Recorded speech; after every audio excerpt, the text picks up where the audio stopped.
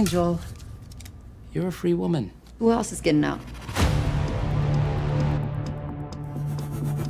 I'm gonna get another chance to right my wrongs.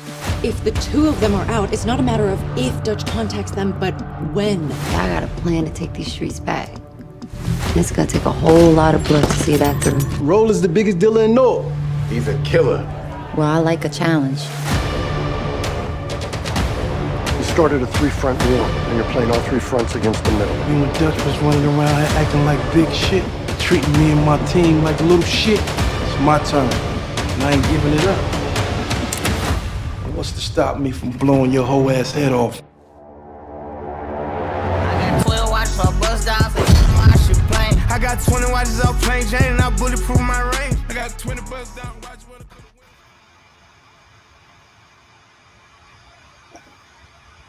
Good afternoon, ladies and gentlemen. Good afternoon. Good afternoon. Good afternoon.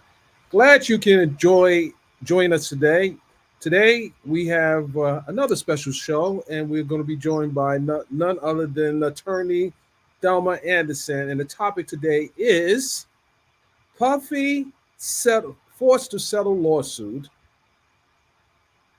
Is Young Gotti's life in danger? And DA Fani Willis speaks out. So these are the topics of the day, and I welcome those who are interested to join in the comment section.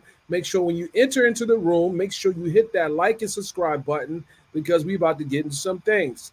So let me let me shout out Manny Haley, the cast of Dutch 2, as well as Rosie Diaz, and Lance Gross, along with the other cast members for the movie Dutch 2, which we will have a screening in Los Angeles tomorrow and a special screening in Atlanta. So make sure you guys are hitting me up in a DM if you want to attend the screening in Atlanta. Shoot me a DM on Twitter and or Instagram, and let me see if I can get you on the guest list, because it's going to be an intimate setting. No more than 200 people. Is that intimate? It sounds like it's intimate, but it's not really intimate. But it's definitely by invite only. But yeah, let's get into some things. Without any further ado, let me bring in Attorney Thelma Anderson. What's going on? Listen. How are you Somebody doing? in the comments said you should not have waited so long to bring me in. So, well, listen, tell that's what in the conversation over here. Yeah, let me do what I do. I get that. I get that. Must be one of yours. It must be one of yours. Don't start the trolling early. Give us some time to get up in here. But thank you, Thelma, for joining me today. And let's. I guess where should we start at? You say the best for last. It depends on what is the best. So, I mean, let's go, Yo Gotti. Let's just talk about Yo Gotti real quick. Let's talk about the heavy topic. So, for those who don't know, Yo Gotti's brother, Big Jook, Mr. Mims, was assassinated last week, and this does appear to be a reaction to the death of another Memphis rapper by the name of Young Dolph. So Young Dolph obviously was killed in his hometown while he was at a bakery, a local bakery, a famous bakery, as a matter of fact, in the area. And the chatter is that the individuals responsible were obviously met with karma, and we can't confirm whether or not Big Jook had anything to do with the death of Dolph, but that is what the chatter is, and this is something that we know. I believe that this is not going to come to an end right now. The fact of the matter is, whoever was the shooter or shooters, they found an opportunity to ambush a Big Jook, and Big Jook was, according to news reports, his mother was somewhere nearby, and a white SUV was seen leaving the scene after the shooting. My question to you, Attorney Thelma, do you believe that uh, Yo Gotti should probably um, disappear for a while? And two, what type of protection do you think that uh, should be put in place to protect him and those that he's close to, even his artists, for that matter, because it looks like it's I don't know if I can even say a gang war, but this is something that's just definitely spilling over in all over Memphis. Absolutely. He should have thought about that the moment the news came out about young Dolph being assassinated over 2 years ago at this point. Um, for him to think that that should not have been his top priority is very irresponsible for him as a son, a human, an owner, an artist. It is very irresponsible. I mean, even as a father, it's very irresponsible because what Yo Gotti has to understand, and I'm a fan. I've been a fan of Yo Gotti. Dolph was more loved in Memphis than he was. He was more respected in Memphis than he was. Young Dolph is to LA what Nipsey was in the South. That's who Young Dolph was. He was more respected than Yo Gotti. So when he died, and there was a known beef, and in my opinion, it was a beef that was led by Yo Gotti out of jealousy. Because when you look at how Young Dolph moved, um, he was confident in himself. He did not need an army around him to be who he was.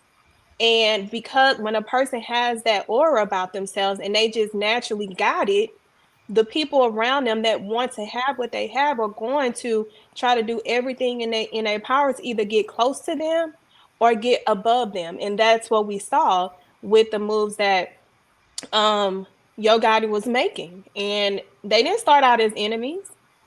It ended that way. So for me, yes, he should have thought about that as soon as Young Dolph got assassinated over 2 years ago. Well, it does appear, based on watching Young Dolph's the way he moved in Atlanta for that matter, uh, as well as his hometown, he was very giving to the community. He's done a lot of things that people would look up to, and it makes you wonder, like, it's enough money for everybody, but it's what you pour back into your community that apparently you got a lot of people really disappointed because um, I don't know if Young Gotti's doing the things that a fraction of the things that Young Dolph has done, and there's nothing to justify murder on any stretch of the imagination, but this is clearly uh, poured into the streets of Memphis, and I hopefully won't land here in Atlanta, but I do think that Yo Gotti has to do something very drastic to bring this unfortunate. I'm just gonna put it out there, gang war to bed. Um, his artists as well. He has several artists that signed to CMG, and Big Jook was the person, the face for the CMG.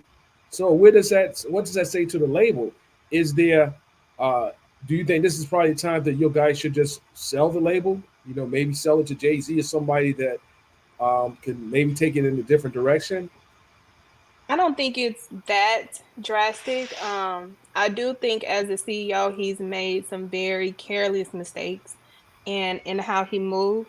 I don't know if anyone recently heard the mixtape, the CMG mixtape, and there's a song on there that's called "Mind Your Business."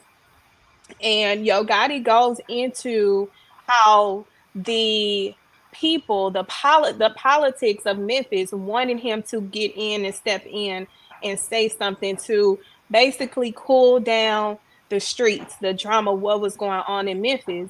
And he, in that song, elected to mind his business. So now when you you got to be careful how the block spins when you say certain things, because when you put things like that out in the atmosphere and then something drastic like and dramatic like this happened to you, that has you thinking, oh, I had an opportunity. I had an opportunity to call a ceasefire. I had an opportunity to do what Jeezy and Gucci did, but I chose not to because my pride is so high and my ego is so overloaded that I don't want nobody to see that I'm weak. When being weak is what you're doing. Being a leader is what we would say Jeezy did in that moment where he had with Gucci. So he had an opportunity, but the block is spinning on him and spinning in a way that they have been calculating this move for some time. They've been waiting for them to catch them at their most vulnerable moment. And they did that. And he's going to have to live with that for the rest of his life. And you referenced the beef that Jeezy had with Gucci Man. See, the difference is both of them are still alive to be able to reconcile their differences. And that, as a matter of fact, I was at that Magic City peace uh, situation, so it's a lot different. I don't But know there if were they, casualties. There were casualties yeah, they in were that kind beef. of, they So were, no they one were left.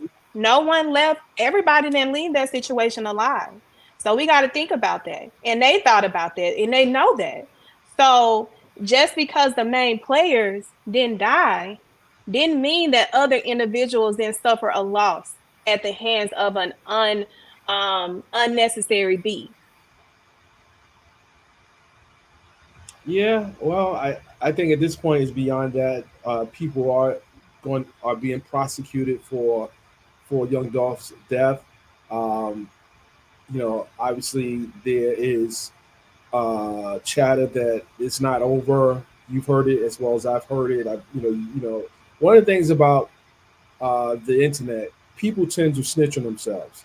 People say certain things on the internet, and it then is used for criminal prosecutions. And we've seen chatter already in the last couple of days, and I'm sure no different than you and I are watching.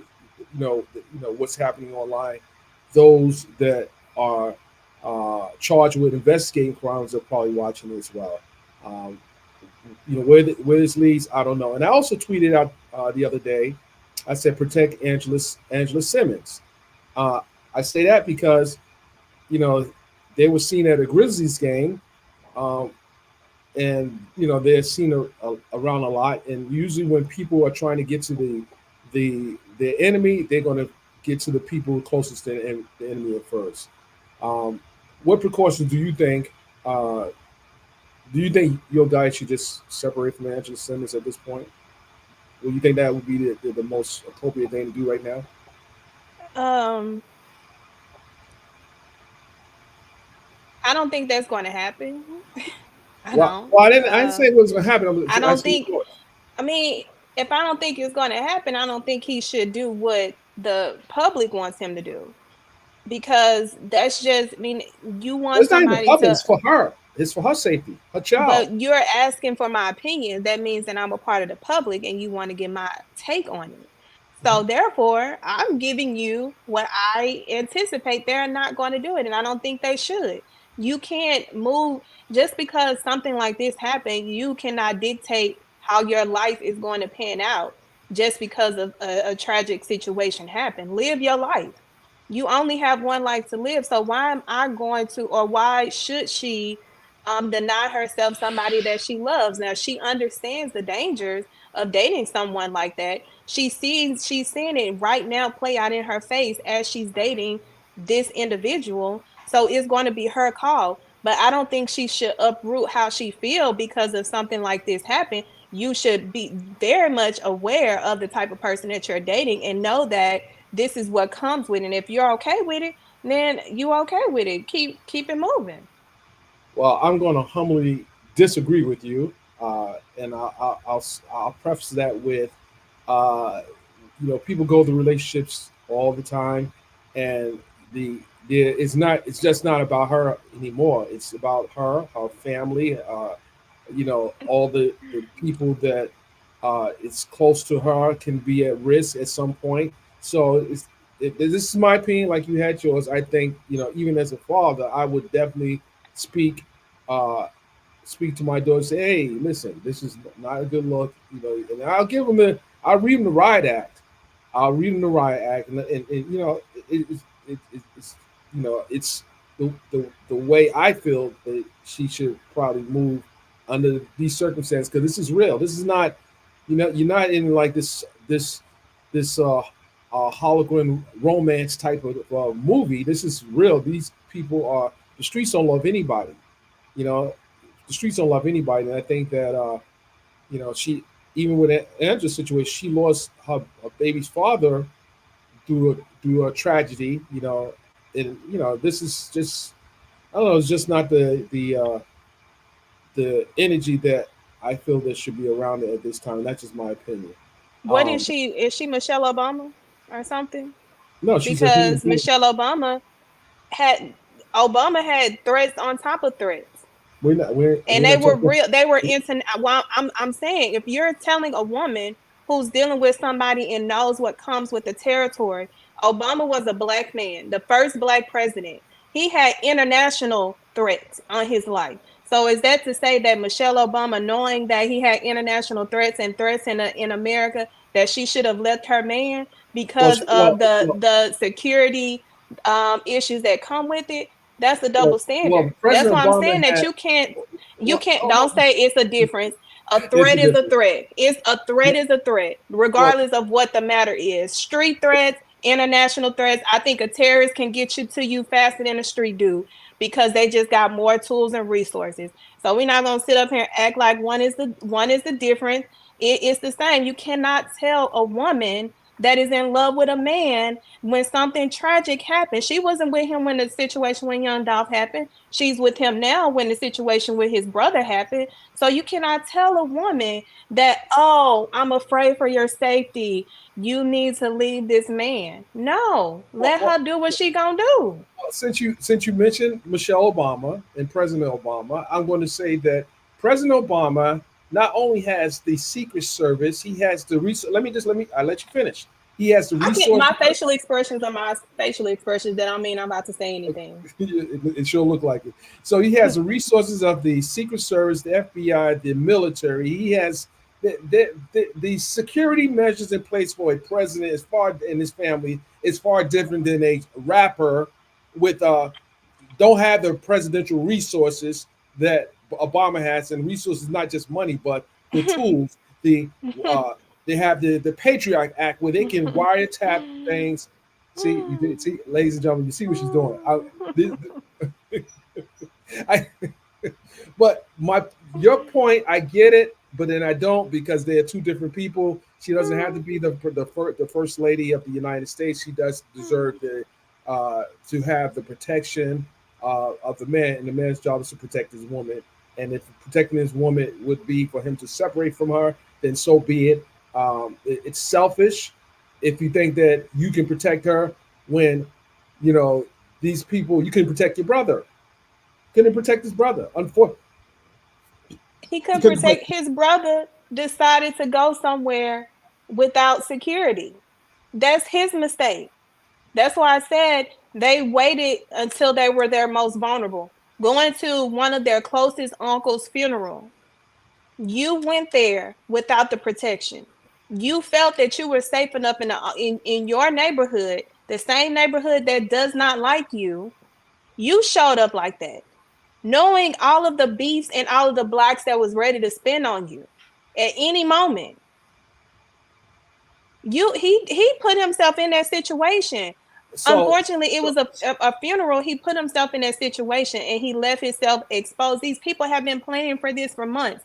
When you right. make a public statement that you are about to go to a funeral, you don't put that out there.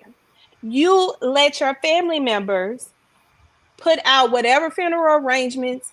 You don't make an announcement to the masses. You keep your position and your location low key. You show up, you pay your respects, and you leave. You don't even go to the repast. Your uncle who passed away knew what y'all had going on. So guess what? He would respect that your presence was there, but he'll understand that you needed to make it home safe. Well, you can never underestimate that, and they did that. well, consider where I grew up at. That ain't how you move it. He had to take precaution from start to finish, no slipping. And the difference between and you reference Michelle Obama is the Secret Service is tasked 24 hours, 7 days a week with the protection of the first family, and even to today, they still have Secret Service protection. So these are far different. These are far different scenarios, and I get it. You feel this way, but I'm Well, from the let me street. say something, because somebody in the comments is saying that I'm naive to the street life. Let Well, me educate. Hold on, no, because let me educate What we these talking about? individuals. We talking about streets. Since they think I'm naive to the streets, I grew up in the streets, one of the roughest areas in Shreveport, Louisiana, that had the highest crime rate, saw drug use, saw drive-by shootings, had to Girl, be you ain't gangster. protected. You ain't gangster. Hold on. Had to be protected from a drive-by shooting when I was a little girl. Saw all of this. So if you think, and I know family members that were actually into selling drugs. So don't ever for a minute think that I am naive to the street life. I know the street life very well, and I know when it's time to move smart and when it's time to move reckless. So please don't ever forget that an education that I have, because I chose to do something other than succumb to the streets. Don't think that I'm naive to it. Okay, now we can move on. Stay with me, please. Stay with me. So, I just think at this point he has to shift the way he moves. Like, for example, we know every year is coming up. He goes to the Rock Nation brunch. Hopefully, he doesn't go to the Rock Nation brunch this year, because he's a hot Hopefully boy. they don't have the Rock Nation brunch this year with everything that is going on in Hollywood. He's a hot boy right now. So I think that I think that even Jay-Z's security, would probably think twice about inviting him. It's just this is not a normal situation. So let's not be naive about the fact that this is definitely not a normal situation. There was an assassination. He was targeted, and and the killers are still out there, maybe plotting the next move. Because what is one body? What is one body when you can get two and you get three? They're out there. They're not. I don't feel like they're going to stop until someone stops them. With that said, this past weekend, District Attorney Fani Willis spoke at the Ebenezer Baptist Church in Atlanta, the home home of Dr. King, and people were waiting for her to speak, and people were waiting for her to say something as it related to this recent motion filed by Attorney Ashley Merchant, who represents Michael Roman, who's one of the defendants in the election interference case in Georgia. Well, District Attorney Fani Willis hadn't released a statement prior to this, and she informed the public that anything that she would say would be through a court filing. However, she was scheduled to be at the church, and it would have been pretty awkward if she didn't address it. And I just want to I want to play some of what she said, and I want to talk about what she said on Sunday. Let's see if I have clip. John, run the clip right now. I have some notes here, and at some points I'll go to them, and at some points I'm just going to stray from them. But I hope y'all will be patient with me. The bishop told me I am welcome to be myself.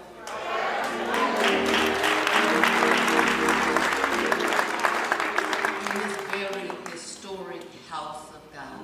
How many of y'all know that's what Bethel means? House of God. There is literally no place in the world I'd rather be than right here with you today. Correction, it was the AMC correction. God always brings you to that safe place where you need to be. And so the invitation to come where God's message is taught, adhered to, and celebrated is my honor. I want to acknowledge and humbly thank, first of all, my Savior, Lord Jesus Christ.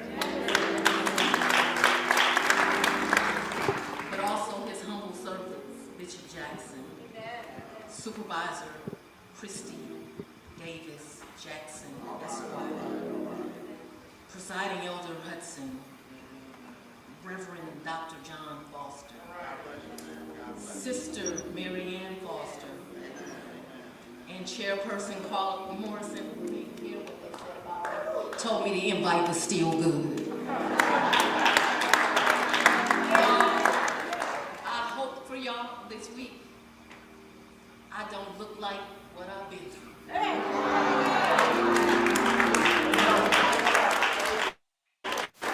I want y'all to know I pulled out my most lavish $29.99 dress from Ross. And here I stand to talk to you this morning. See, that part's funny, that's not God.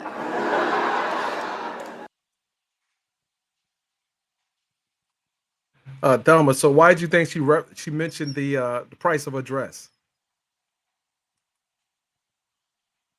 Because that's what the street's saying. She wanted people to know that she's not spending lavishly, nor is alleged boyfriend spending lavishly on her. She got to bring a 29, but her hairdo looks like $1 million. But hey, that's just my opinion.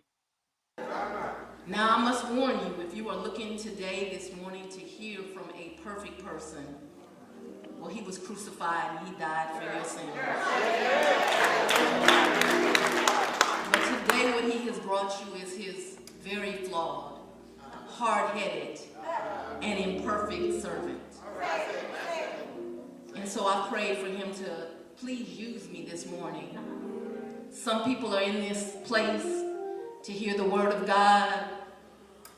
Others are here for other reasons, but my God got a way of making sure no matter why you came, you leave with his message. So the theme being celebrated today is, it starts with me. I want somebody to repeat that. It starts with me. Shifting the cultural climate through the study and practice of Dr. King's nonviolent philosophy. So I'm gonna start here. When I researched the history of this monumental church, 2 words just jumped off the page at me. And the words were this: this church is built on faith and resilience.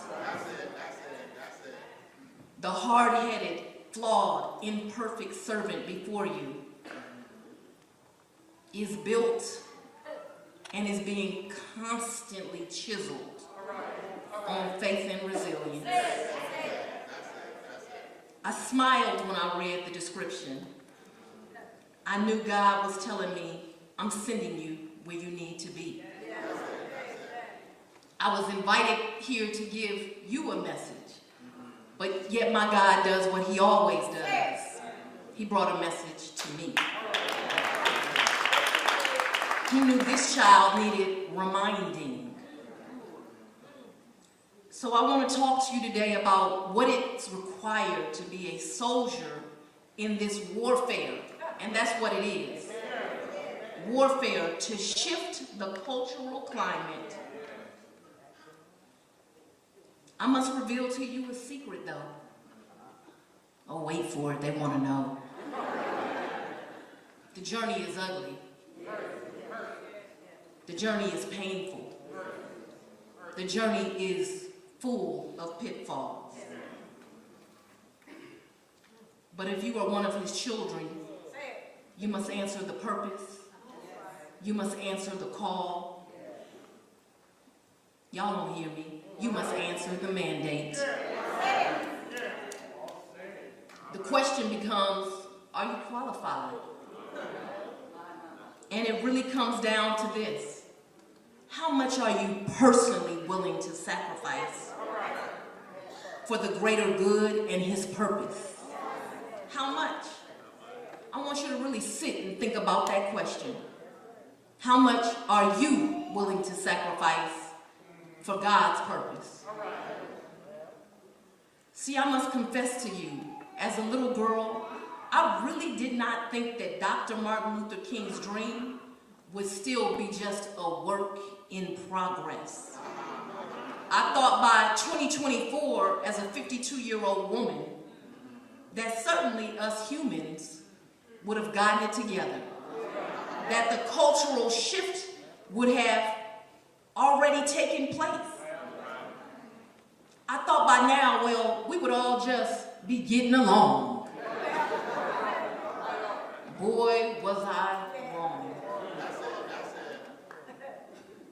Now, right now, as much as any time in history, we need a cultural shift. As Americans have normalized, some of y'all say that with me, Americans have normalized. They've normalized cruelty. They've normalized bigotry. They've normalized hate. Many of our youth and adults have no respect for authority.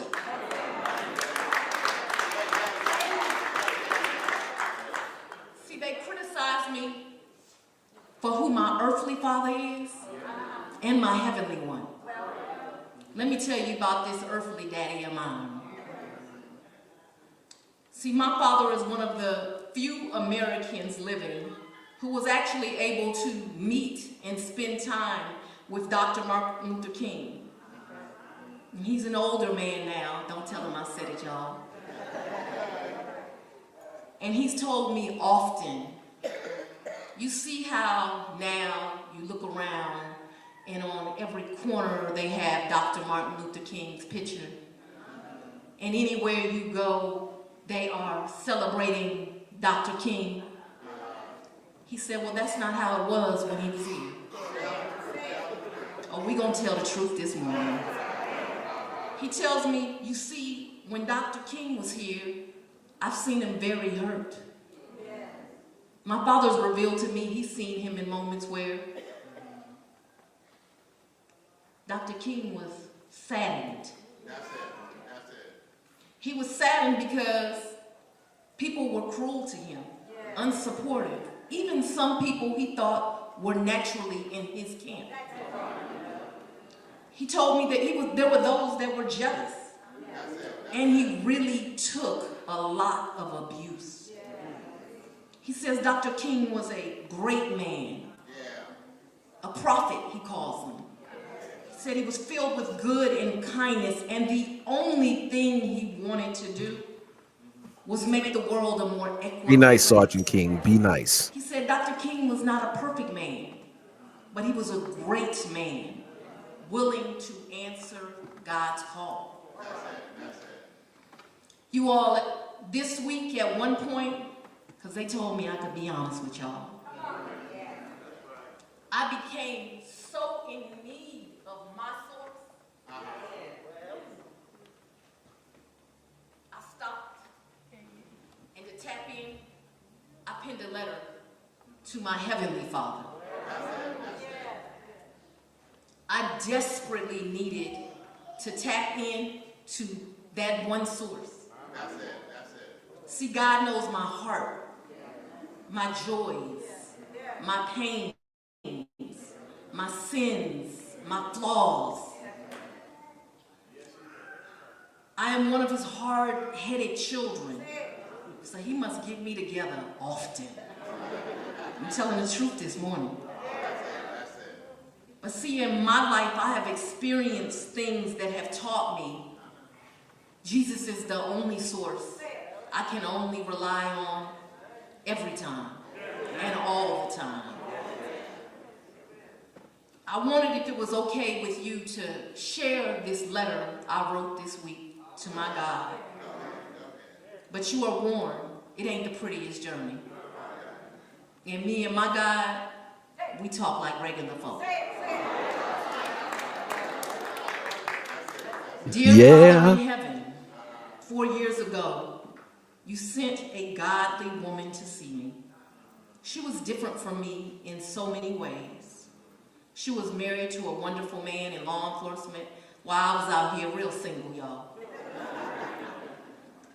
She was a mother. She was not yet a mother at the time, and I was raising two 20-year-olds, and I did say still raising. She was a different race than mine, and she was a Republican while I was a Democrat. Our commonality was we were both God-fearing women. But I must admit, God, she's much further in her journey than me with Christ.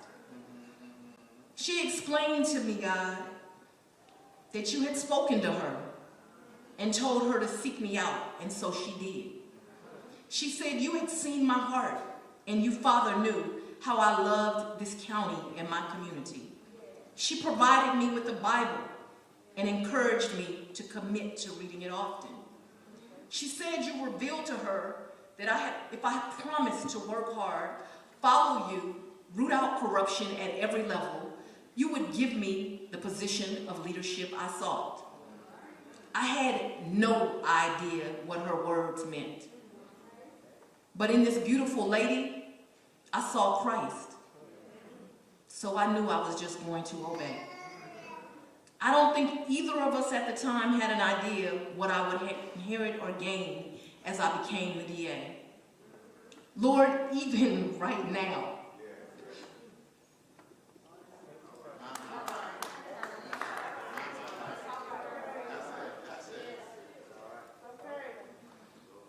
I continue to feel unworthy of the honor.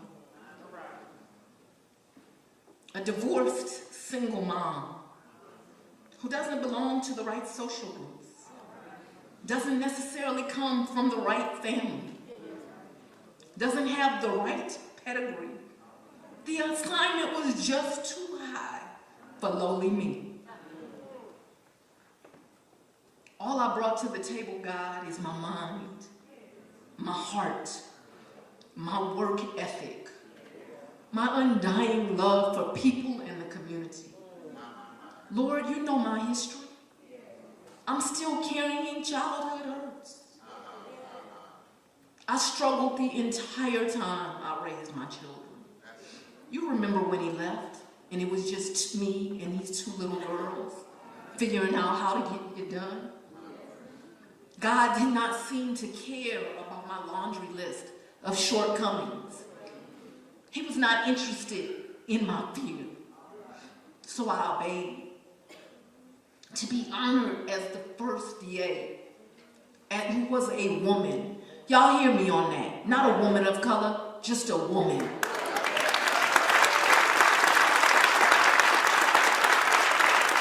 Will always be one of my greatest honors. I worked so hard for it so long, but I still humbly realize only 1% of the district attorneys in this country are women of colors. Why should I, your lowly servant, get this honor? But she makes a point there. 1%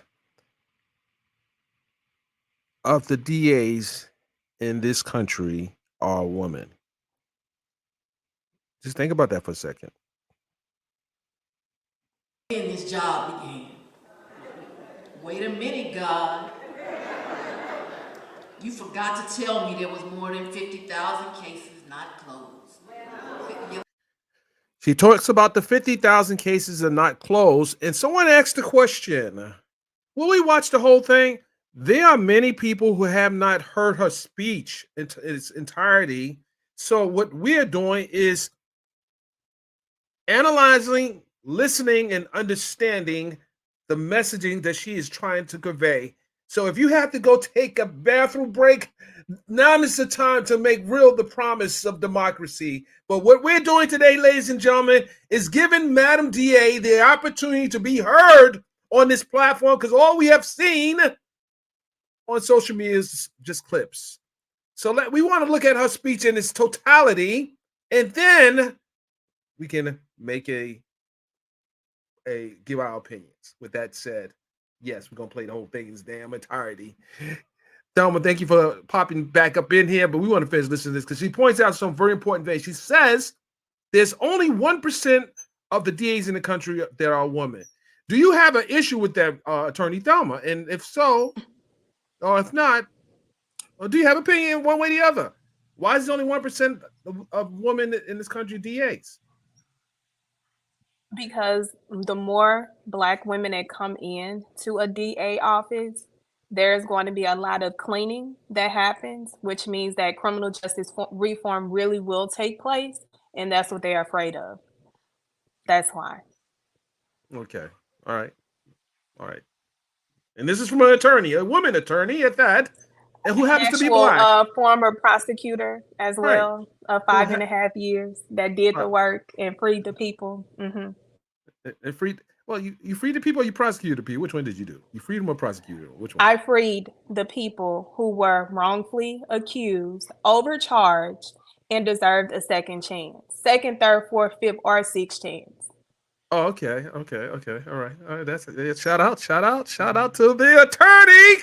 A few moments later. Left that detail out. Wait a minute, God. 18,000 unindicted cases going back 7 years? Wait a minute, God. The morale of the staff is in the toilet. And some of them are unqualified around here. Oh. God, you gotta be kidding. 7 of the highest profile cases in the United States gonna land right here? No, please make it stop. God, you forgot to mention that my life and the life of my family would be threatened so regularly, I now think it's not normal if I don't have 2 death threats a week.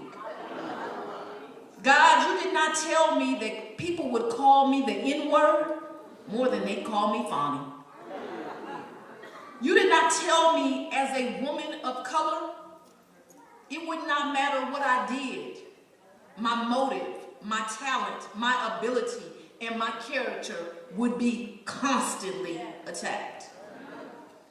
You did not tell me that the people would think they required of me perfection and flawlessness. God, why would you send this imperfect and very flawed woman to that position?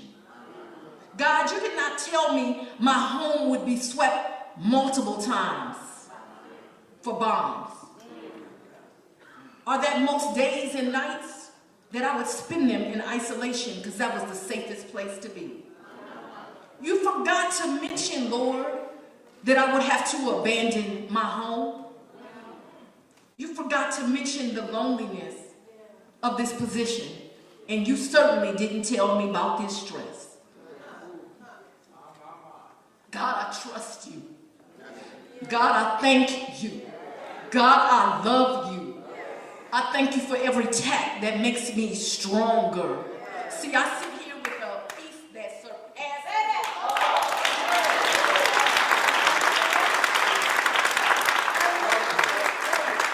Dear God, I do not want to be like those that attack me. I never want to be a Marjorie Taylor Greene, who has never met me, but has allowed her spirit to be filled with hate. How does this woman, who has the honor of being a leader in my state, how is it that she has not reached out to me? She can tell me, I don't agree with anything you're doing, but I do not agree with people threatening your life or the life of your family. That is conduct that is wrong and intolerable, and as a leader, I shall not stand for it. How? She's right. Why hasn't Marjorie Taylor Greene reached out to? She's the congressional representative in this county. Well, she's one of them. This is the 5th district. But she is the congresswoman in Georgia. Why has she reached out to District Attorney Fani Willis when she was receiving all these death threats from people that are from her party? These are legitimate questions. And she should have reached out, because it does appear that this is a personal attack on her. But wait a minute, ladies and gentlemen, we're going to continue listening to the speech. Such a woman come to think that it was normal and normalized that another woman was worthy of such cruelty. I would never wish for her to have the experiences of the threats that I received, the derogatory name calling, the being doxxed multiple times. God, you never told me that on Christmas night 2023, that I would get an emergency call from Capers Green, my chief of investigations. The police are surrounding your house. A man has called 911 and he said he shot a woman in the head. I am headed there. You never told me the pure, unimaginable fear as I believe my oldest child was dead in my home. I cannot describe, God, for you, the panic and the terror and the fear I had, believing my child was no longer with me. I thank you, Lord, that it all turned out to be a cruel hoax and just another day to steal my joy as I tried to celebrate you. God responds to his hard-headed trial. Pray for Marjorie Taylor Greene. Pray for the man's soul who called your house. God, wait a minute. I ain't there yet. I'm still in my walk with you. Well, ladies and gentlemen, I did not know that she received that type of call on Christmas Day. And that is so disturbing that while others are celebrating that holiday, someone had the time to pick up a call and make a 911 call threatening her. Just think about the misery that that person who made that call is suffering. Because if you have that kind of time on your hands, something is mentally not right with you. So these are the things that she hadn't shared with the public, and she's just sharing it now. And for those who say maybe she's lying, no, well, you can track that. There was a call that this is a call you can easily track. So these are the things that people that live regular life don't understand with prosecutors and those different people that are in sensitive positions go through. They say, well, that's what she signed up for. Nah, people don't sign up for the threats and everything. We know some of the stuff come with the job, but to this magnitude, and we're going to talk about when she gets to talk about her special prosecutor. I want to give my thoughts on that situation, but first we got to let her finish.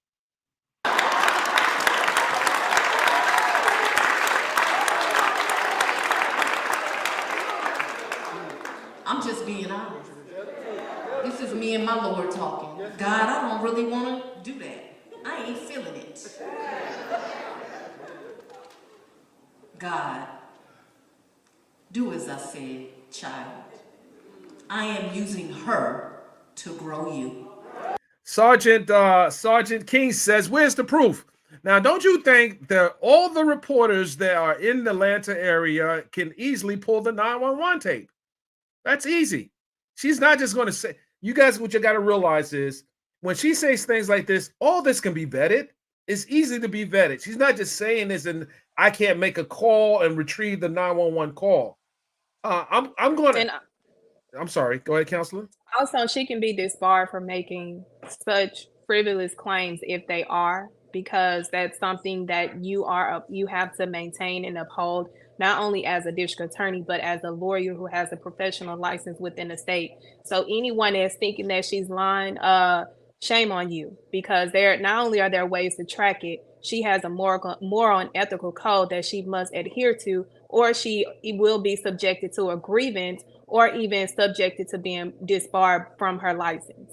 Absolutely. This is, mind you, she's in the church, but she's still a lawyer. She knows anything she says can be used against her later on down the road. So, and she also named others to substantiate this chief investigator. He's not putting his job on the line for the support of, because you guys got to, come on, just be smart about it. Sergeant King, be smart about it. Let's go.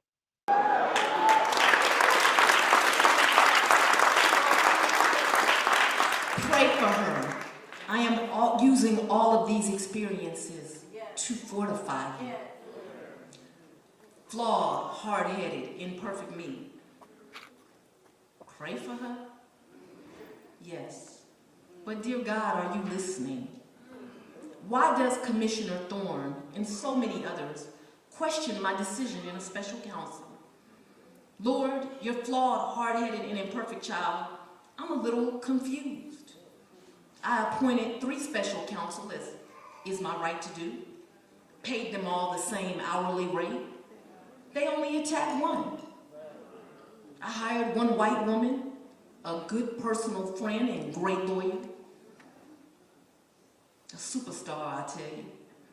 I hired one white man, brilliant, my friend, and a great lawyer. And I hired one black man, another superstar, a great friend, and a great lawyer. Oh Lord, they gonna be mad when I call them out on this nonsense. Yeah. First thing they say, oh, she gonna play the race card now.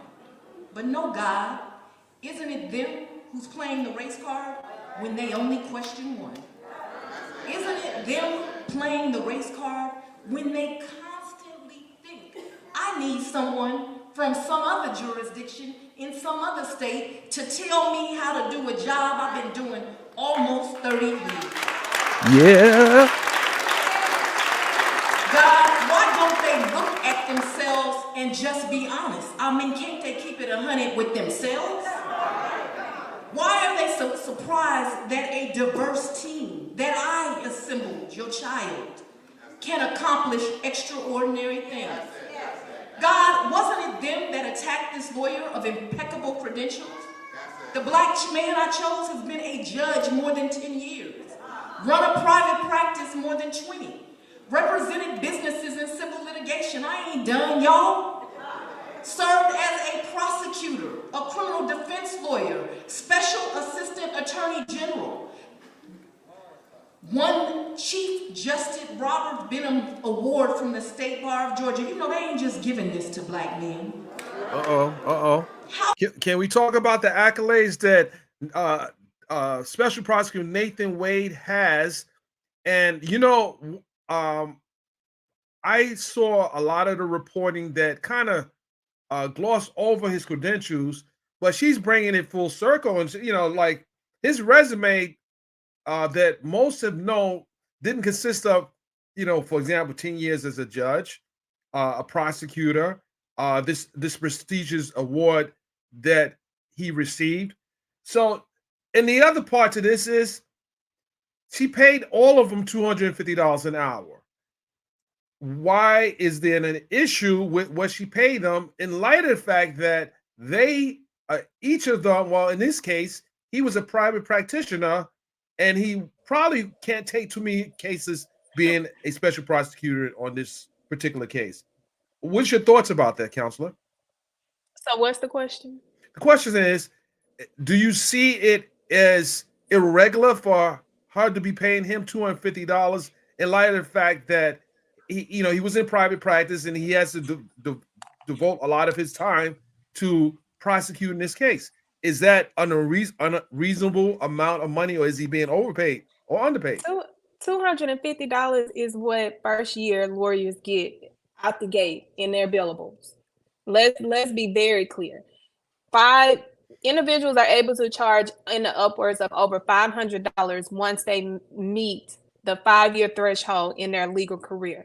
So he getting paid $250 an hour for all of the work that they're doing for a clown in a former president, that they are prosecuting all these individuals who decided that they were going to lie about an election. And it took a black woman coming in to uncover the masses of the corruption that had been had prior to her arrival. No, that is not enough at all. At all. Okay. I've spoken to other attorneys, and I also spoke to someone who said that they were offered the job too, but they would have lost by taking the job. So, and sometimes, and let me tell you another reason why these individuals take these particular cases. This individual in specifically may see this as an opportunity to get appointed to a federal position or get appointed to higher positions. Hold on. Or get appointed to higher positions that may come from being on this notable prosecution. So you give a little to get or more. give up a little Right. to ultimately get to where you want to land. So when you're thinking about you looking at it in a full circle, what opportunities is this individual looking to expand on by taking this role, even when they're getting paid crumbs? Right. Because this is going to be a landmark case when it's decided on with this individual attached to it that is going to forever be in history books. Well, you make a good point, and I want to kind of piggyback on what you said. I'm a part of this particular media pool that's covering this case, meaning I have the authority to shoot the proceedings as a member of the press. This is a very high profile case, and not there was only a handful of people that the judge approved to be in the courtroom. Now I won't make the dollars that I would make if it was from a private situation, or if it's something that I contracted separately. But I've been mentioned in some of the biggest publications: the New York Times, the Washington Post, the Bloomberg, you name it. My shots have been going all over the world. The Sun, just yesterday, New York Post, not one of my favorites, but hey, part of the pool. So I get the benefits of doing this, and any lawyer on either side knows what the benefits are representing their client that is a part of this case, even from the defense side. So when people say that, there are nefarious reasons why she's picked him, nah, he if you look at it, he's probably taking a cut in pay, but he's probably going to benefit long term, win, lose, or draw. So when people are yelling that she's doing this for this reason, I haven't seen the proof yet, and it's something else that I want to point out. Attorney Ashley Merchant, who's representing Michael Roman, said that and we would question why there was no evidence attached to her motion. She said that she has witnesses ready to, if subpoenaed, to get on the stand and testify. So if subpoenaed, so they're not going to come in willingly. They will come in if subpoenaed. Interesting. Let's see how that plays out, and let's see how far this motion that will probably be heard in February go. So, I mean, it is very salacious, and the fact that his wife is Attorney Wade's wife has asked her to sit for a deposition just gives it more of the salacious tone. But who was asked to sit for a deposition? Fani Willis, for the wife of Nathan Wade, is that subpoenaed Fani Willis to appear. Are they getting a divorce? They're getting a divorce. Yes. Hello. Wait a minute. There you go. She's playing with me. She's playing with it. She knows. She knows they're getting a divorce. Nathan Wade and his wife is getting a divorce. Yes. And come on, stop, ladies and gentlemen. She's playing with it. Let me humor some people about family law. This is hilarious because one, if he's getting paid $250 an hour for this particular case, there's really no pot to get from his wife. she not gonna get no money. If he only getting paid $250 an hour for this case, and the salary on it is about $200,000 a year in Atlanta, well, that's why she want her to testify. But I mean, even more so, if they're separated prior to, she hasn't. Why would I come to a depot? Why? She's subpoenaed. I would think she would have to show up. She's been served. Being subpoenaed for a deposition in a family law case, that's gonna get thrown out. Okay. It's gonna get thrown out. But even more so, what a lot of people don't understand about special prosecutors, anybody that is in private practice and has some type of background as a prosecutor or a criminal defense attorney, there's a will that you appoint special prosecutors when there is a conflict of interest inside of the office. you don't just go out and get a random individual that you say, oh, we need a special prosecutor. Let us go ask this individual. No, there are a select individuals that are in this pool of special prosecutors. And when these type of cases come up, they go down that list and look at the qualifications of these individuals that have been selected as special prosecutors, and they determine which one is going to be capable to handle this particular matter. It is a selection process. It's not something that one person automatically makes the call. So individuals that think just because they allegedly have a sexual relationship going on does not negate the fact that this individual is qualified to handle this particular case, and so qualified that they've been doing such a good job to where now they're trying to find any and everything. This is the same thing that they did to TD have done to TD in New Orleans.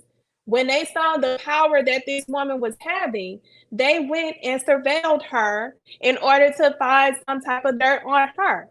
This is not uncommon. This happens all the time. Okay, so to your point, DA Willis mentioned one of the commissioners who had an issue with her appointment because the process in Georgia, in Fulton County, is that a special counsel should go through the commission to get approved. So I don't know if that was she didn't go through the proper steps, but this is all that is being analyzed right now. So she's kind of alluding to some of the issues that may have arose from this reporting and this motion filing. But let's just listen to her and see what else she's saying that we can kind of dissect and see where the nexus is with this whole conflict of interest thing is. Let me just play this thing real quick here. Here we go. Boom. How come God, the same black man I hired, was acceptable when a Republican in another county hired him and paid him twice the rate? Oh, y'all ain't hear me. Oh, we heard you. And she's talking about the sheriff of Cobb County, Neil Warren, hired him, Nathan Wade, to investigate issues that arose in the jail, and he got paid $500 an hour to be a part of that investigative team. He was the attorney that the Republican sheriff hired. So she makes a good point there. He wasn't getting the $500 an hour, so they negotiated with him, and he likely would have. If it would have went through the commission, he likely would have probably got approved as well. I mean, hindsight is 2020, but let's see whether or not her decision will be protested by more people. But right now, it doesn't appear that it is yet.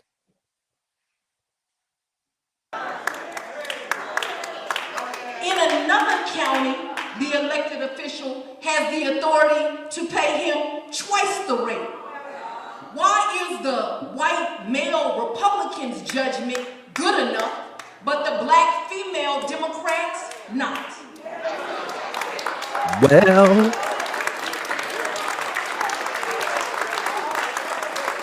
now please hear me. I'm not criticizing his judgment. The people of his county elected him to make that decision. well. Let me put it on the record. He's someone I respect because he was always willing to hire diversity. He was just looking for quality. I don't care political party. They care about it. My only question is, why is it questioned me? Now, I want to be clear. All three of these special counselors are superstars. But I'm just asking God, is it that some will never see a black man as qualified, no matter his achievements? What more can one achieve? The other two have never been judges, but no one questions their credentials. Well, I'm just saying. Talk about it. Talk about it. Lord, I'm just asking, is it that I, because of the shell you chose to put me in, will never be qualified in their eyes to make the decisions the voters put me here to make? Hey, she's making a good point here. Lord, never mind your flawed, imperfect servant has composed a team that wins, wins, and wins. Never mind, Lord, that this leader has a trial conviction rate of 95%. Never mind, Lord, that the trial team this lawyer put together has a conviction rate of 95%. Never mind, Lord, that the appellate rate of my office is 96%. Never mind, Lord, that 400 plus children are touched by the programming that my staff put together to keep them out of gangs. Never mind, Lord, thousands of records of citizens in my counties have now been restricted so they can work and get homes and return to being productive citizens. Never mind, Lord, in 3 years I have cut the backlog by more than 50%. Never mind, Lord, in my community where in the rest of the country crime is down 5 or 7%, is down 20% here. Never mind, Lord, homicides are down in Atlanta by 21%. Is there something about me, Lord, that makes me still unqualified? God responds, child, pray for those. They can't see what I've qualified. Wait, God. I'm going to slow down here. It's your hard-headed child. I told you I don't want to pray for them. I am tired of being treated cruelly. Pray for them anyway, child. Pray for their hearts. Pray for their souls. I qualified you. I qualified your... Okay, so I mean that's the gist of what we got from her speech at the church. And she makes good points. I mean, you know, like her or not, she does make good points. She's cited her stats. She's cited that she's reduced the backlog by 50%. She's also talked about what her office has done with community outreach and how the people that have been released from prison and had their records expunged and so forth. So she's done a lot of proactive things for the community. And the question I have is, what would her white counterpart have done in the same position that they were in? So what? 3 of the lawyers she picked were friends. You usually want people around you that you can trust. You usually want people around you can trust. There's nothing to say you can't hire a friend. Why would you hire an enemy in that capacity? Am I wrong? Why would you hire an enemy to work in your capacity, in the capacity of a special prosecutor? You want to hire people that you know what their work ethics are. You want to hire people that you know that when you ask them to move, they move and they move with a purpose. And you know, again, I wasn't Fani Willis's best supporter because I supported her predecessor, Paul Howard. But I do see the work that she's done, and she's done a lot of work that a lot of you don't see or maybe not research. So all I'm saying is give the woman a shot. Whatever goes on in her bedroom has nothing to do with me, nor does it have anything to do with you. And the other part she said in the very beginning, I mean, she's a single woman. I mean, she has the right. She has the right. She has a consenting adult. She's not taking advantages, man. If these allegations are true, so I don't have an issue with it. I don't have an issue with her. You know, there are couples that work in law firms that are married. Do we have issues with those couples? I don't know. I think we're kind of reaching. Sergeant, you got to do your own research now. I ain't doing your research. You've been trolling the comment section since we started. I know it's First Amendment, so I'm letting you live, but I see what you're doing. But here's the thing, and this is one of the hottest rap songs lyrics. It's cool when they do it. It's a problem when a black woman do it. And that is to be stated in every high position that a black woman acquires or attains in this country. Excuse me, Sergeant. I don't mean to say you're troll, but you look like you trolled just a little bit. It's okay. Okay. No, he is a troll. That's free speech. Being called a troll is our freedom of speech. Trolling, yeah. But anyway, this is something that is very prevalent in. What the heck is that? Oh, yeah, go. I'm sorry. Go ahead. I'm sorry. Something that you did. I'm right here. Go ahead. But people was coming at me for my facial expressions when you was making your statements. Right. But as soon as I'm talking and you doing these little background sound effects, it's cool when he do it. It's a problem when I do it. You see how they do black women? If this is A few moments later. Go ahead. But anyway, like I was saying, as a black woman, one thing that people need to understand, and this is why the public's perspective is always going to be flawed, because they don't understand the inner details of how an administration is ran. If this individual is actually hired and is working in the administration, there is a thing called you cannot have relations with your subordinates.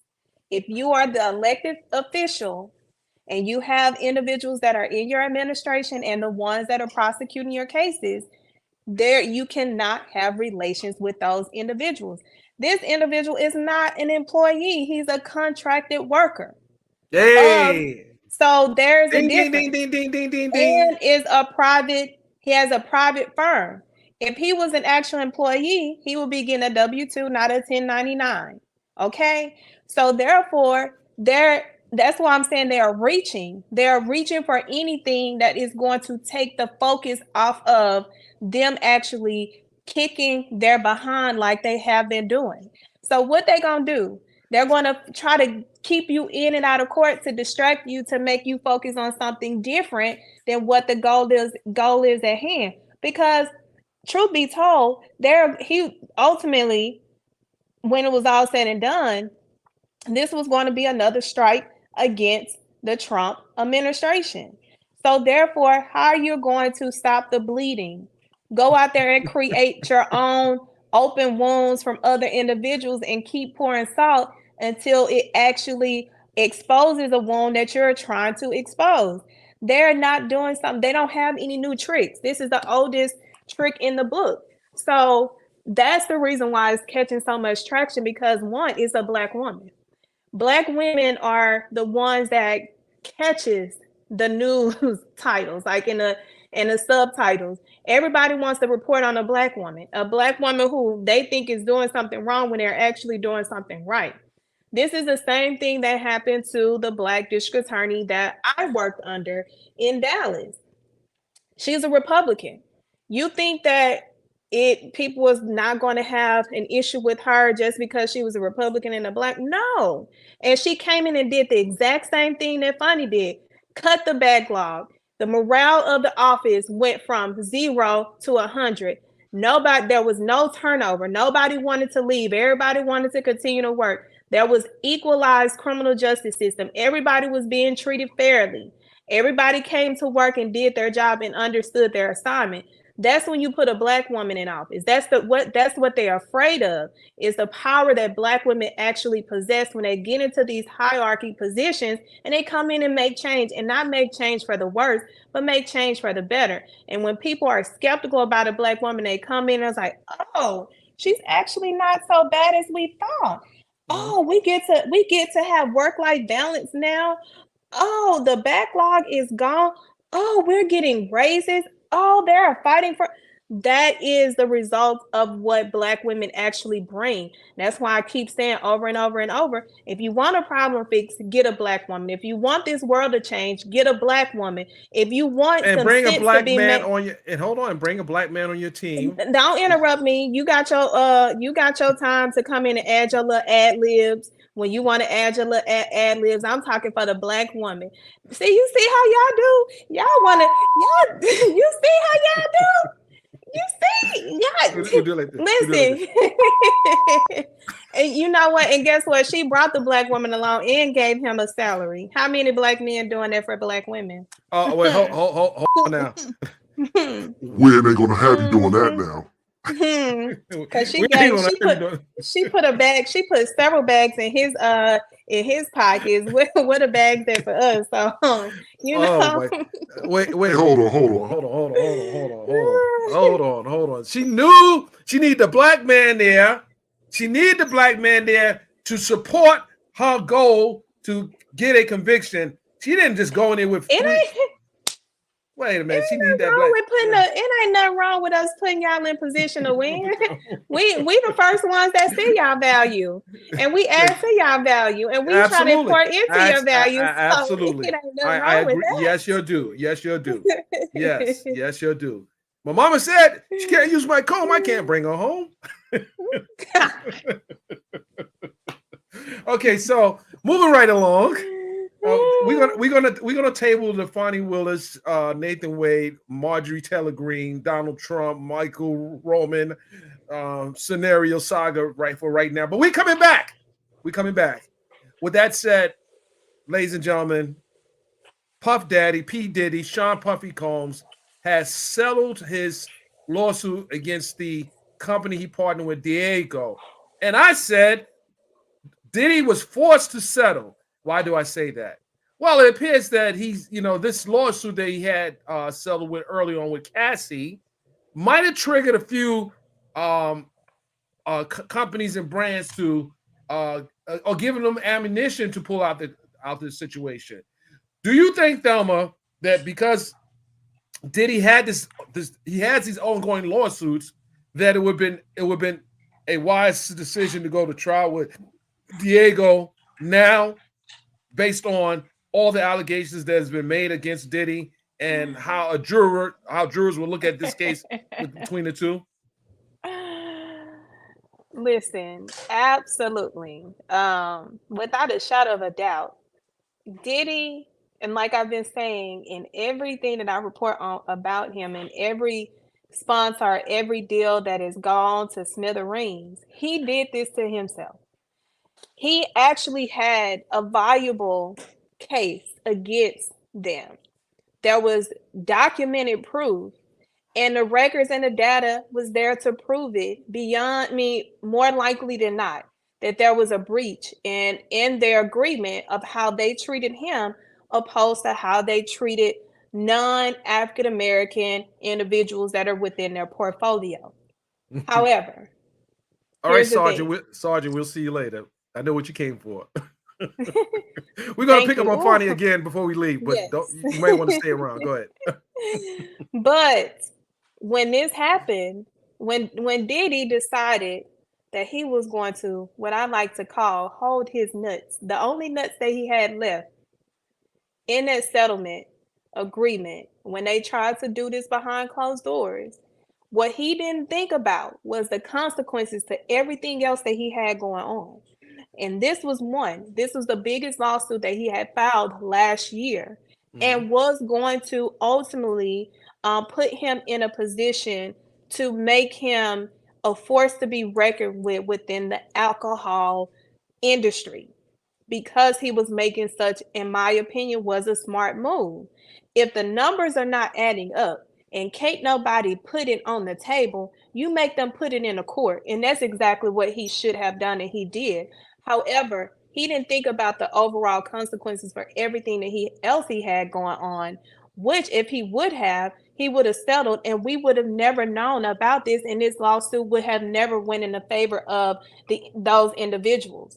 So because of Cassie coming out, everything else is going to not work out in his favor, in my opinion, because of these things called morality clauses that are included in contracts. And these morality clauses are put there to not only protect one party, but to protect both parties.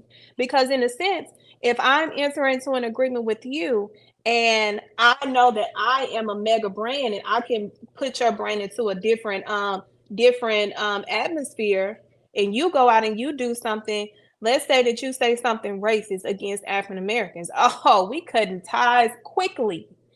Same for them. You go out and you do something that is going to ultimately affect their brand and their ability to make the moves and the money that they are projected to make. They get to cut you off. No, it's no conversation. It's triggered soon as an accusation, soon as something comes out that is going to affect the brand, it's triggered. They can cut it or they can choose to stay in it. They chose, oh, okay, since you want to play with us in the public, because we knew Diddy had the media behind him. He had all the bots, he had all the media, he had the spin, and it was spinning the block on them and couldn't turn them loose. Oh, but when that lawsuit came out, they saw the sun of day. When that lawsuit came out, Diego amended their lawsuit to talk about the morality clause, and I said, wait a minute. The tables have turned, the plot thickens, and this was the opportunity they needed. And yeah, let me ask you a question. Do you think that they may have been pulling strings behind the scenes to get this lawsuit to the forefront to the people? This Cassie lawsuit? Do you think that's even okay? Well, okay, but they didn't. I don't think they knew about it. No one. Okay. They did not know about it. When this came out, if you do not think these people were over here, shaking in their boots. They were shaking in their boots. They were excited. They were okay. They couldn't breathe. The heart palpitations. They probably had to call their doctor and say, "Hey, my heart won't stop beating so fast." And the doctor like, "Well, what's wrong?" "Oh, we just got Diddy by the balls, and I'm just so excited, and I cannot hide it. The wheels on the block is spinning, and we can't get off of it." So they didn't know about it, but this was their opportunity because they knew Diddy had them. They knew Diddy had them in a vulnerable position. And they're no longer in a vulnerable position, Diddy is, and they're in a position of power, and they made their power move at the right time based off of that lawsuit, which has resulted in a settlement. Diddy would have never settled because he had the keys. He had it. He had the key, and he was at the time we thought he was the right messenger to deliver the message, but it appears that we need someone else to deliver the message because they have to be above reproach, and they have to be someone that maybe 50 Cent may want to jump in and because we don't know how strong these, and a lot of these liquor deals are not beneficial to black companies. It's not really beneficial. They're not getting a lion's share of, even with the Ciroc deal. He was an ambassador. He wasn't even an owner of Ciroc. Now they took it all. He's not. See, when you look at the settlement, a settlement that says you're not going to be having any ties with these brands is not really a settlement to benefit you, because you make your money by having affiliation with these brands. But his situation, the settlement, quote unquote, is not beneficial to him in the long term because you can't eat off of none of that anymore. So if you were trying to achieve that goal is out the window. So the settlement was, in my opinion, was a forced settlement. They probably said, we will drag you through the streets if you don't get this lawsuit done with. Here, take a little bit of money. He probably got a little money, maybe to bounce off what he had to pay out or what he will have to pay out. They said, we'll help you with these lawsuit settlements, but you got to drop this lawsuit now, right now, not now, right now. And that's what I think would happen. But here's the thing, and this is where Black people need to understand the power that we have in influence. Nothing in this world moves without Black influence. Absolutely. We can just, and that's just the fact. So when we think about Ciroc and how he took Ciroc from an unknown brand to a global brand, the same thing he was doing with Deleon. We heard Deleon left and right, up and down. I was tired of hearing about it. And I'm gonna tell you this: Deleon has a nice, smooth texture and flavor, and it's very easy to go down and digest. So, are you doing a commercial? Did they send you over here? I'm just speaking on how we legitimize these brands, because nothing moves without the Black culture. So if we are Fact. seeing what they have done to Diddy, and Diddy grew this company from nothing to $1 billion brand, why are we taking crumbs and not understanding our value and becoming a collective and partnering with each other and collaborating with each other? Because one, that slave mentality. I'm sick of the slave mentality that we still living up under.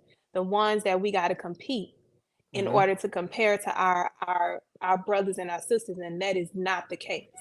So if we are saying anything from this of what happened outside of Diddy's unfavorable past that is coming forward, understanding our power and our value.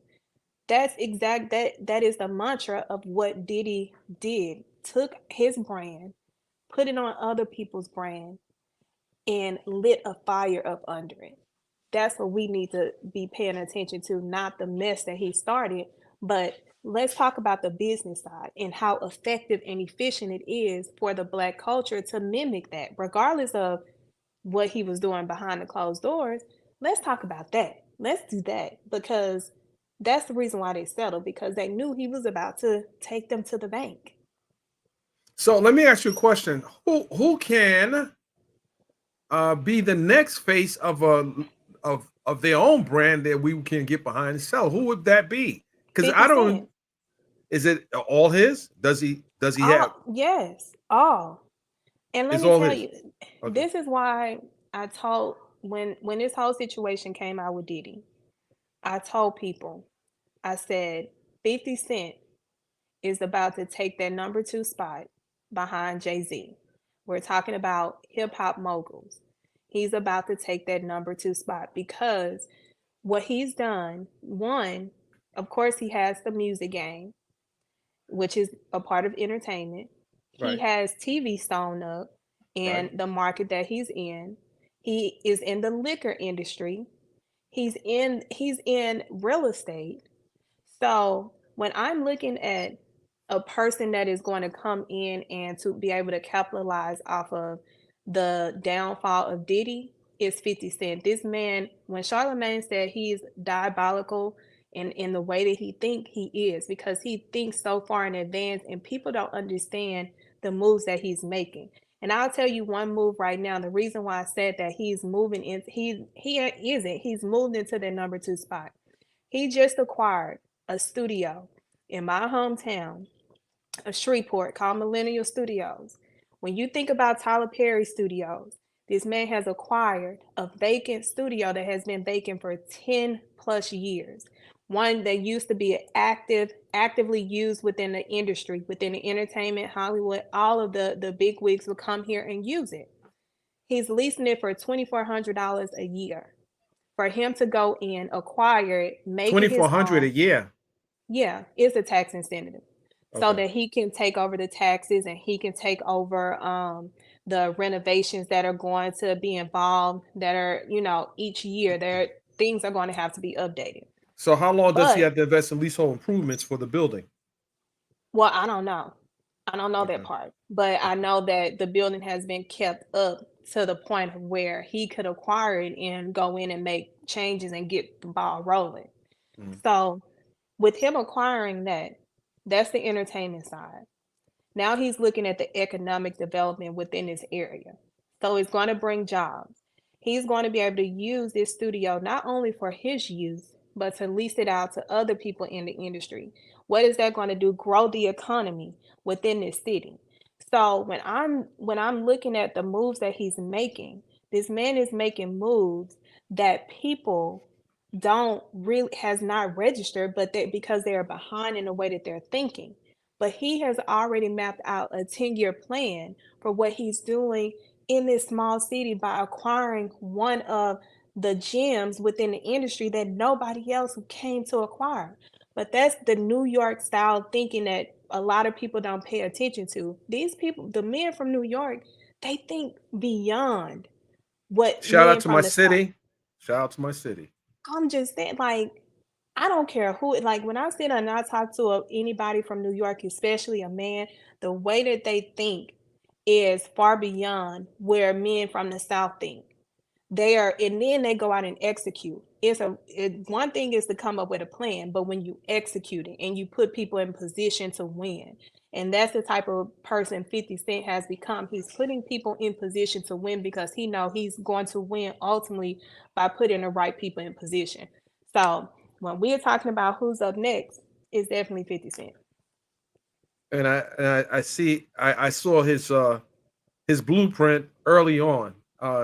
And I never really shared this story, how I met 50. And this is an old story. I'm taking it way back. I was on a Cash Money Rough Rider tour. I was a consultant for the label Rough Riders. Shout out to YD, Siobhan. But 50 Cent has showed up at a concert, and I have the picture. I'm going to share the picture. I may have shared the picture, but I took the picture right at that moment. He showed up at the Cash Money Rough Rider concert. He showed up with I guess a Scully on, and he had 3 or 4 of his guys with him. And I came out the back door where where the celebrities come in and out, and he was standing there, and security wouldn't let him in. And I said, "That's 50 Cent," because I know, I'm in New York, so security didn't know who the hell he was. And this is back early on during 99, 2000, about 2000, 2001 maybe, whenever that tour was. It's been years. I said, "That's 50 Cent," and the guy said, "Who?" So then I had to call someone from the Rough Rider camp that, that's 50 Cent, let him in. They said, let him in. But I remember then that he was like, look at these cats like, you don't know who the hell I am? They know who he is right now. I bet the security guards now said, damn, that guy, we want to let him in the event. So I'm gonna post the picture, and I reminded Curtis years ago about that situation. He just started laughing. Who did? But Curtis, 50 Cent.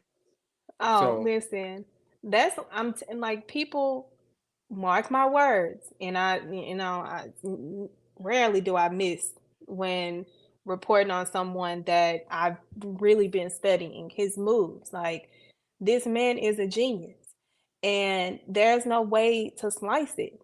And he's the reason why it works for him is because he came in and he was himself the entire time. And shout out to Master P. They told me you missed your Master P from their hometown. Well, he's from Master P. Could have came up here and got Millennium Studios. He didn't.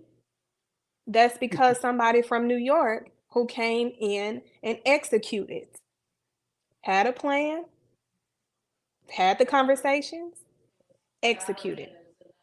And that's the difference between New York people and people from the South. And I'm from the South. We move a little slower and we don't move with a sense of urgency like the people in New York. And that's just a fact. I'm not. Listen, listen. Am I lying? You're quite right. As Dougie said, you're quite Slick Rick. You're quite right. Y'all have a different kind of hustle, and a hustle that needs to be studied. When I'm talking about a documentary, there needs to be a documentary on the Black entrepreneurs in New York and how they move and how they execute and how they don't take no, and they don't sit and wait on a handout. They go out and they actually freaking hustle. That's right. That is a freaking documentary that needs to be created to show, because when we're talking about Black Wall Street down here, let's talk about the Black Renaissance from New York. That's right. That's right. Shout out to my folks in Harlem, 135th and 7th and Lenox, 7th and 8th, Lenox and 5th. Mm-hmm. Listen, we got a lot of history. Sergeant, I thought you was leaving. Sergeant's still there. Sergeant, I thought you was saying. So I totally disagree. He calmed down on some other stuff. I don't know if he's calmed down, but he didn't leave us. But he didn't leave. He's still viewing. Right. Well, he sounds like he didn't calm down. Maybe he went and took some CBD or something. Or melatonin. Melatonin. Maybe he took his heart medicine. Maybe the heart was. He was coming in hard. Like, what the heck? Who sent you, Marjorie Taylor Greene? But I saw somebody mention the McBride sisters, as they have a wine company, a Black-owned winery in, I think it's in Santa Barbara. Okay. But I supported them during the pandemic. They actually blew up during the pandemic, with Black people. Black people is like, oh, who can we support? This was during all of the riots, the Black Lives Matter, and their brand um took on too many orders at one point to where they had to be like, hey, we're a little delayed. Mhm. Like I was Mhm. literally driving from gas station to gas station to try to find the McBride sisters. So they are, Where they from? but they're in a What? wine. They're from California. Okay.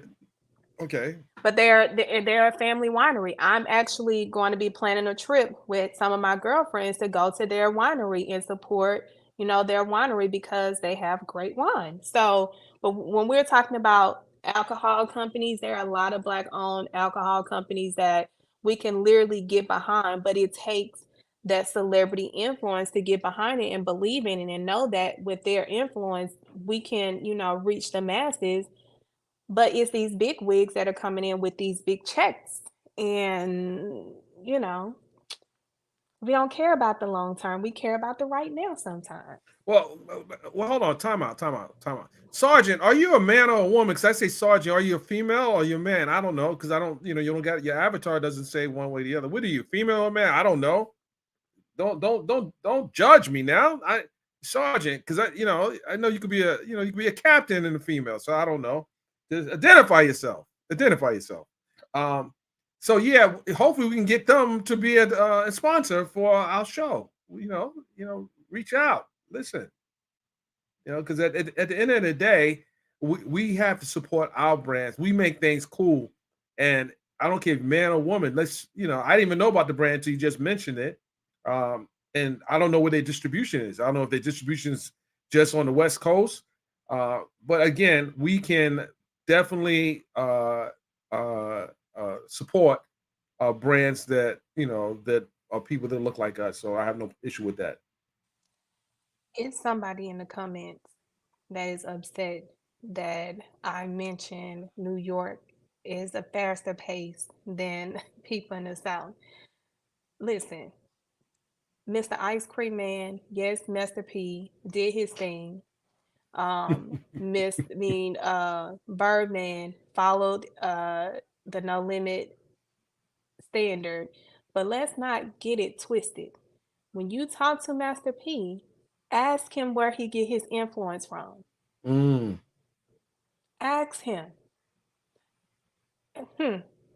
The same place that I'm saying that is influential. New York, New York. That's right. That's right. So, um, so this last move, Diddy clearly is taking a loss. If you don't have a liquor deal, you can't. That can't be an upper mobile move. You're taking a loss. That's a hit. The sell. It sounds like they settled. Well, it was a forced settlement. Let's just be honest. That situation, it was a settlement because what he wanted to happen was that not only did he get access to more uh, distribution opportunities, but he wanted to take out Casamigos because Casamigos was a bigger brand, but it didn't happen. So I don't know how people are reporting it, but this is definitely not a good look. It's not a good look because you were fighting for diversity, uh, but you didn't really get it. You settled out. And if the settlement doesn't look like something that's going to benefit the bigger picture, which is other entrepreneurs like him that are selling, moving liquor brands, then it was a loss. Let's not make light of the fact that this was not a win. Um, I saw the press release, but you can deduct from what the settlement is to conclude that this wasn't a win-win. Let's not forget Revolt is going to be on the chopping block next, or is on the chopping block. There are a We lot of good haven't people heard. that I know that work there, so hopefully that can be sold, maybe to He salvage the better. brand. Yeah. We know who said that they would buy it. 50. 50 Cent said, "Let me buy it." And if 50 Cent, the culture that I've heard that is allegedly a revolt is not a culture that is conducive to a healthy work environment. I've been told it's very hostile, very dysfunctional, very discriminatory on so many levels. We talking about revolt? And Yeah. I'm not getting that. I got friends there. I'm not. Same here. Same here. Okay. All right. Same Well, here. You know, everybody's experience is different. yeah, that's true. But with the way that it's going, 50 Cent does need to go in and buy it and revitalize it and actually bring it to what the dream of it actually is, because they haven't put out any good content from Revolt. And prior to this happening, Mm-hmm. So it's and almost Revolt is like supposed to be a media. it's almost like Rick Ross, 50 Cent selling what song did Rick Ross wanted to buy? I want to say it was one of his artists. He wanted to buy one. Someone put the song in that he wanted to buy, but that didn't happen. He offered money for it. He wanted to buy one of the artist's songs. I don't know. I don't know if the egos will get in the way, because if it's business, it's business. And if it's a good situation, then you might as well go jump for it. Jump at it. I mean, He I'm needs to thinking, sell it. hmm? I said he's. Oh, Yeah. somebody else in the comments said, I've heard Revolt is horrible behind closed doors. Mm, mm. Well, we have to see. Let's see. That's Mm-hmm. um yeah, I think this might be the time for him to maybe retire, because this is, I mean, the whole liquor brand thing is that gave him the status that he has. He said, "We'll never do business with Rick Ross, never." What? 50 Cent will never do business with Rick Ross. No, Yeah, yeah. no, that's a lie. Let me tell you why. 50 Well, Cent I'm does still not, waiting for him and Ja Rule to make up. 50 Cent doesn't move in a personal way. He moves business, like, but he will get you personally if you play with him. Hmm. But if it makes sense for him, I don't think that he is emotional in his way of thinking when it comes to business. But personally, you play with him, oh, he gonna play with you all day. He gonna play with you till you plead for him to stop, and then he not gonna stop. So don't even plead. Just don't say Well, him and nothing. Rick Ross, the whole thing with the ex-wife, like ex-girlfriend, it was just all messy. I don't know if at the end of the day, It we got to was. focus on the things that uplift the community, and Mm-hmm. and while I don't uh drink liquor that much, or maybe wine, something like that, but there are people that do, and if there's money out there to be had, there's money on the table, and if it can be used to um help communities, then sure, why not? I'm not really, Yeah. opposed to it. I Yeah. think the weed need to be also legalized if we're going to have that conversation. It shouldn't be. We should not get. We should be getting the lion's shares of it, because we also suffer the most of the through the criminal justice system. And by the way, Biden's been in office, and that has not been something put on the table. Why? We still I don't don't know. have a African American hate crime bill, but that ain't my business. Yeah. Yeah, no, that we good on that. We good on a hate crime bill. No, we need the stuff. Yeah, how about the laws No, that no. The reason why we need that is because it'll automatically become a federal offense when somebody does something to a black person. The Asians got it, the Jewish community got it, everybody got it, except for the African American community, the ones that has suffered the most.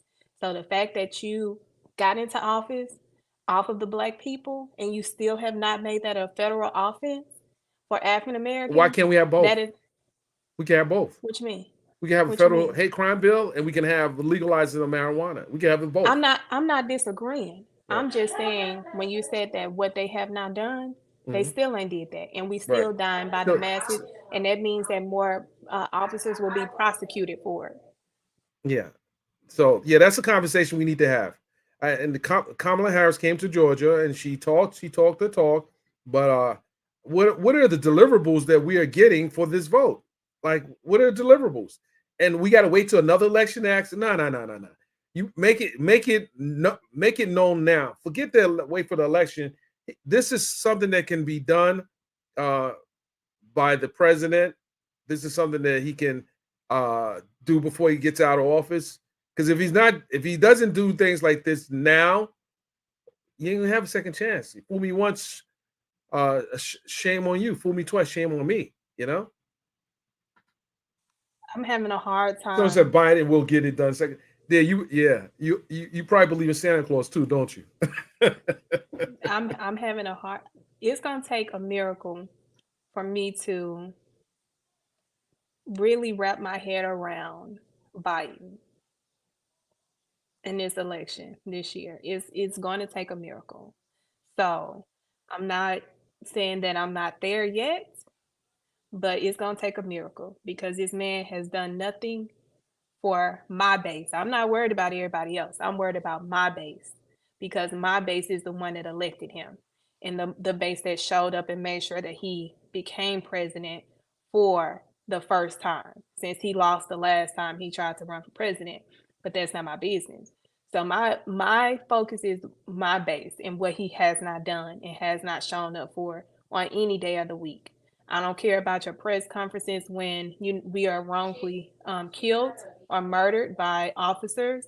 I don't care about those press conferences. I care about the fact that you have not come into these communities and actually poured resources that are needed in our communities, but you're pouring money into these countries that are starting fights that ain't got nothing to do with us. That's right. Talk about that. That right there, ladies and gentlemen, is we're gonna end it with that. Hit those bars. Hit those bars, Delma. Hit those bars. You know, listen, Biden, I'm not convinced. I don't care what anyone says. I'm not convinced that you can do the job, sir. Mm-hmm. And you The can't deliverables need to be give delivered. us with this black woman. You haven't landed the plane, sir. You may have landed the plane in Ukraine, and you may have ain't got landed the off the plane. plane. He ain't got off the plane. He landed, but he ain't got off. He on taking a nap. Taking a nap. So listen, and I don't know if I'm gonna have to make a choice of one or two. I'm gonna have to make, and it's like, okay, if Trump is able to get past these criminal prosecutions, that's one thing. But people are going to vote. Look what happened in Iowa. I mean, he kicked ass in Iowa. Like, that tells you that people are still lockstep ready to vote for him. You know. And let me ask you a question, by the way. Someone made a comment.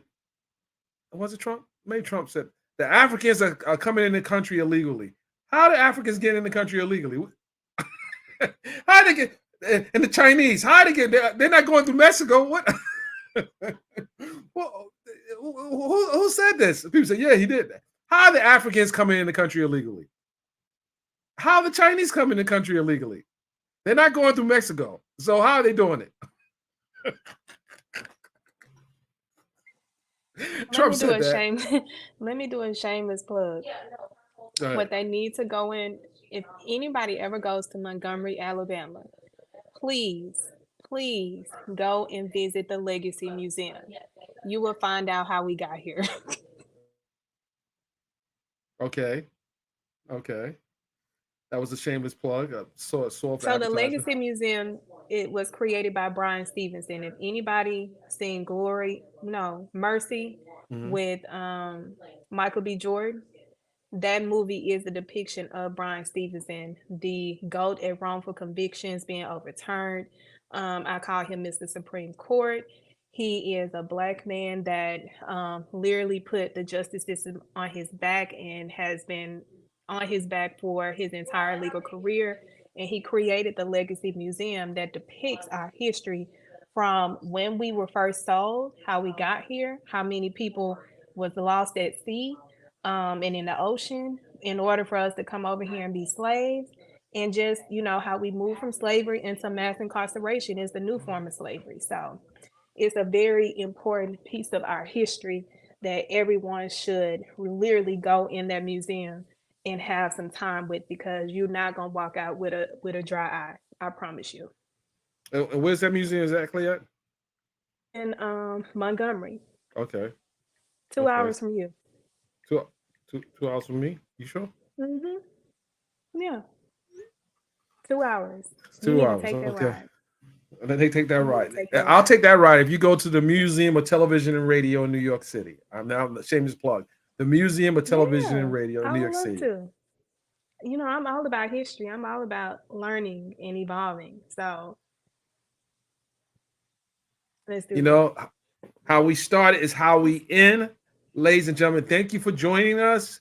This has been a great live. And once again, Thelma, thank you for lending your time over here. And, you know, we will reconvene on some of these topics. And then, guys, stay tuned for our next breaking news story. I mean, these are the conversations that you guys want to have, and we definitely did it.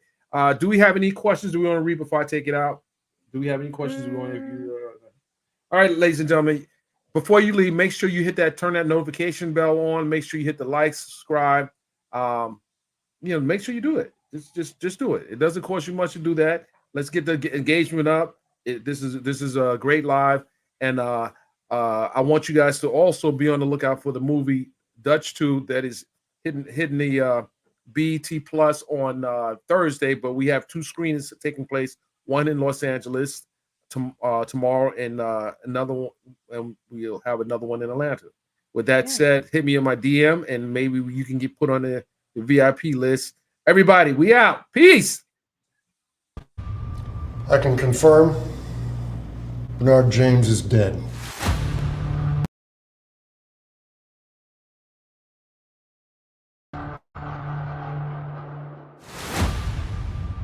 Angel, you're a free woman. Who else is getting out? I'm gonna get another chance to right my wrongs. If the 2 of them are out, it's not a matter of if Dutch contacts them, but when. I got a plan to take these streets back. And it's gonna take a whole lot of blood to see that through. Roll is the biggest dealer in North. He's a killer. Well, I like a challenge. You started a 3-front war, and you're playing all 3 fronts against the middle. You and Dutch was running around here acting like big shit, treating me and my team like little shit. It's my turn, and I ain't giving it up. What's to stop me from blowing your whole ass head off?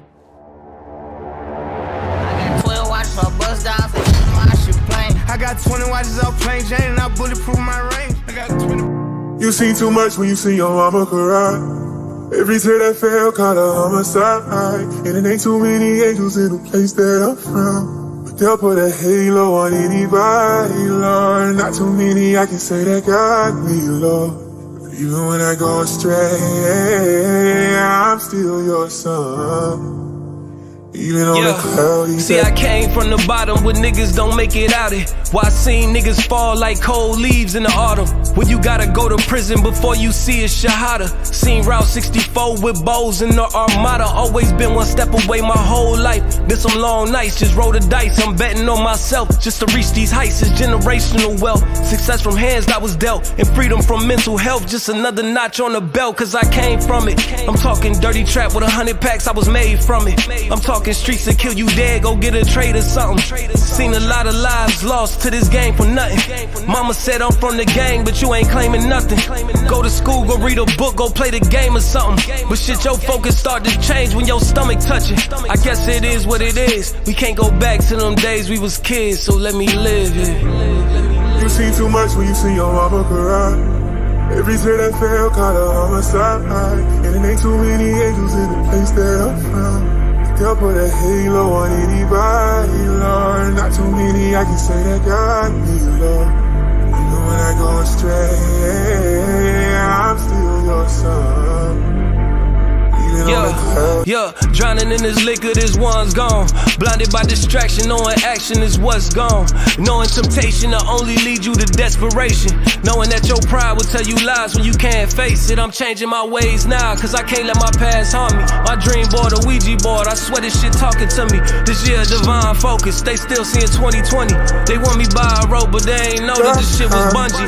2K a day, that's what I make. I scrape the pot, I bust the safe. I bust the watch, I flood the face. I fuck a good hood, you call a bay. I beat the stove, I beat the block, I beat the odds, I beat the charges with the bros. I switch my clothes and switch the spots.